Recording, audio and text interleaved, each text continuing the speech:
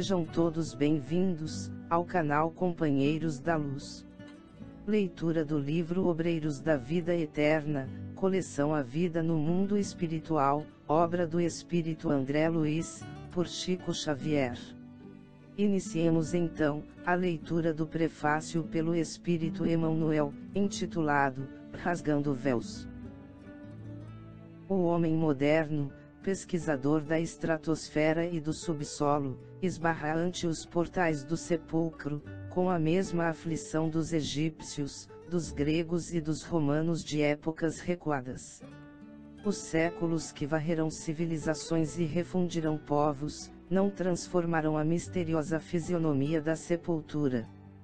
Milenário ponto de interrogação, a morte continua ferindo sentimentos e torturando inteligências. Em todas as escolas religiosas, a teologia, representando as diretrizes de patriarcas veneráveis da fé, procura controlar o campo emotivo dos crentes, acomodando os interesses imediatistas da alma encarnada.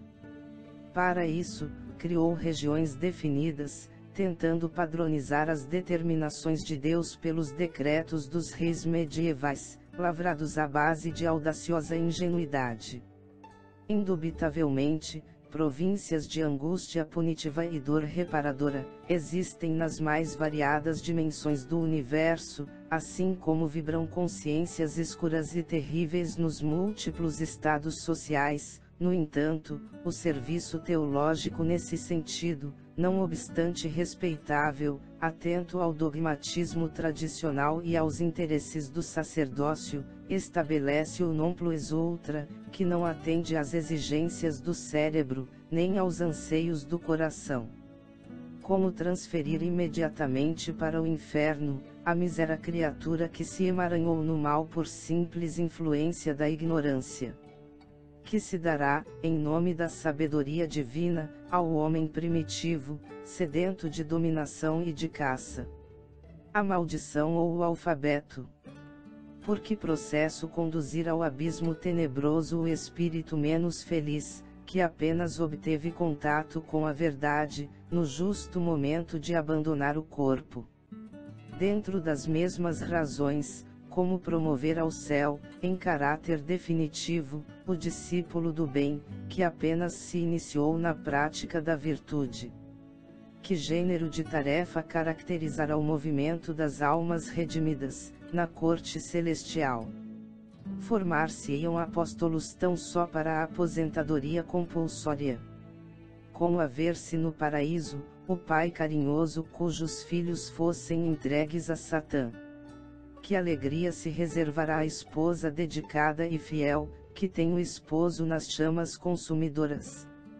Estaria a autoridade divina perfeita e ilimitada, tão pobre de recursos a ponto de impedir, além do plano carnal, o benefício da cooperação legítima, que as autoridades falíveis e deficientes do mundo incentivam e protegem?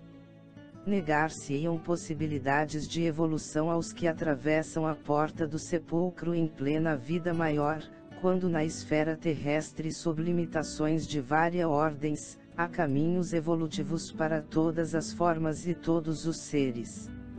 A palavra trabalho seria desconhecida nos céus, quando a natureza terrena reparte missões claras de serviço, com todas as criaturas da crosta planetária, desde o verme até o homem.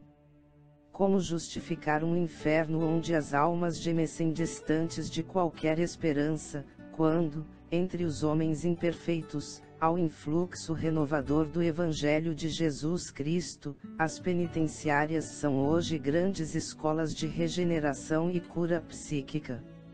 E por que meios admitir um céu, onde o egoísmo recebesse consagração absoluta, no gozo infinito dos contemplados pela graça, sem nenhuma compaixão pelos deserdados do favor, que caíram ingênuos nas armadilhas do sofrimento, se entre as mais remotas coletividades de obscuras zonas carnais, se arregimentam legiões de assistência fraterna amparando ignorantes e infelizes? São interrogações oportunas para os teólogos sinceros da atualidade. Não contudo, para os que tentam conjugar esforços na solução do grande e endevassado problema da humanidade. O Espiritismo começou o inapreciável trabalho de positivar a continuação da vida além da morte, fenômeno natural do caminho de ascensão. Esferas múltiplas de atividade espiritual interpenetram-se nos diversos setores da existência.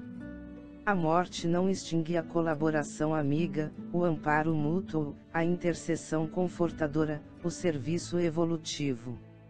As dimensões vibratórias do universo são infinitas, como infinitos são os mundos que povoam a imensidade. Ninguém morre. O aperfeiçoamento prossegue em toda parte. A vida renova, purifica e eleva os quadros múltiplos de seus servidores, conduzindo-os, vitoriosa e bela, à união suprema com a divindade. Apresentando o novo trabalho, em que André Luiz comparece rasgando véus, lembramo-nos de que Allan Kardec, o inesquecível codificador, refere-se várias vezes, em sua obra, à erraticidade, onde estaciona considerável número de criaturas humanas desencarnadas.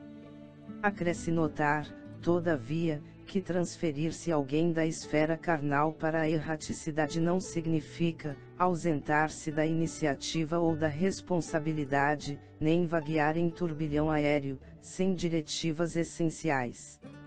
No mesmo critério, observaríamos os que renascem no plano denso como pessoas transferidas da vida espiritual à materialidade, não simbolizando semelhante figura qualquer imersão inconsciente e estúpida nas correntes carnais. Como acontece aos que chegam à crosta da terra, os que saem dela encontram igualmente sociedades e instituições, templos e lares, onde o progresso continua para o alto.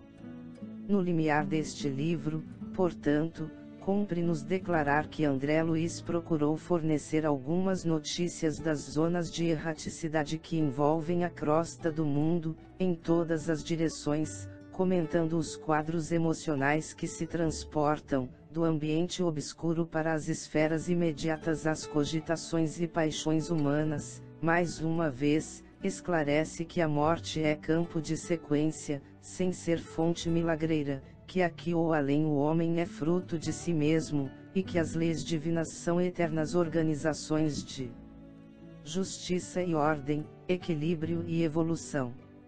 Naturalmente, a estranheza visitará os companheiros menos avisados e o sorriso irônico surgirá, sem dúvida, na boca, quase sempre brilhante, dos impenitentes incorrigíveis. Não importa, porém.